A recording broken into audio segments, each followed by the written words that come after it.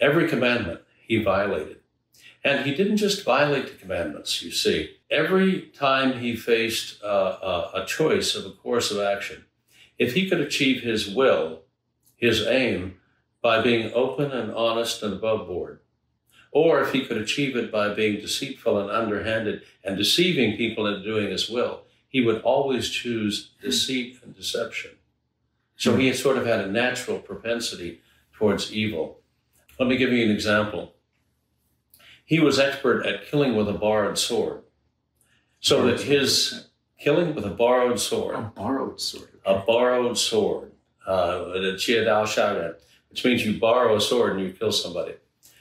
During his struggles, power struggles within the Chinese Communist Party, if he had a rival communist leader that he wanted to dispose of, he would reveal the location of that leader and that leader's troops to the nationalists so the nationalists could destroy the leader and his troops, saving him the trouble, killing with a borrowed sword. Best example of that is in the Korean War, which came right after 1950, right after the end of the Chinese Civil War. Now, there had been massive surrenders of major nationalist armies at the end of the Chinese Civil War. Literally hundreds of thousands of troops laying down their arms saying, we surrender. They were immediately inducted into the Communist Party's Red Army and sent where? And sent into Korea to be slaughtered by the Americans. Again, killing with a borrowed sword. We killed hundreds of thousands of troops that Mao didn't trust because they had recently come over from the nationalist side to the communist side, killing with a borrowed sword. He never forgot a slight. For example, Zhou Enlai, a longtime premier of China, right, stood by Mao's side from the 1930s on. But in the 1930s, way back, he had challenged Mao at one point. Mao never forgave him.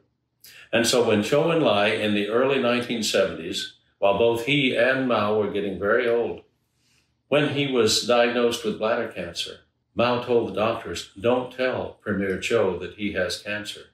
Don't treat the cancer. I will decide if he receives treatment or not. One of the ways Mao had control over the other senior leaders is he controlled their medical care. And so the doctors didn't treat Premier Zhou Enlai's cancer until it spread throughout his intestine. He died in an agonizing death a couple of years later. You see, Mao wanted to get back at him because 40 years before, he had challenged Mao's leadership. And 40 years of faithful service after that didn't matter. Mao wanted revenge. Now that's diabolical. Another example, the sixth commandment, thou shalt not commit adultery. Mao abandoned wife after wife after wife. He abandoned his children during the course of the Revolutionary War. He could have saved them at various points. He allowed them to be captured by the nationalists. One wife was executed. But as he grew older, he began to worry that that death was coming for him too, you say, even though he regarded himself as a kind of minor deity, right? He had deified himself in the eyes of the Chinese people. They were bowing and scraping to him. They were creating idols to him. They were singing his praises, but he was getting older.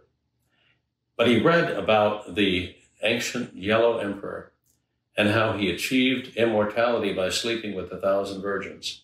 And so that's what Mao decided to do when he was in his 60s. He had a secret police start bringing in girls every night, 13, 14, 15-year-old girls from the villagers, and he would sleep with them and then send them on their way the next day.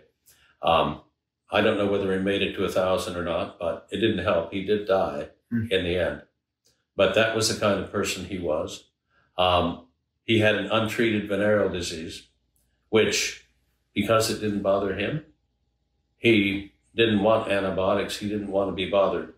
So he was not only destroying the purity of hundreds of innocent young village girls in China, he was also probably giving them a sexually transmitted disease as well. He didn't care. Remember, because people and other things only existed in his mind for his pleasure. That's diabolical, right?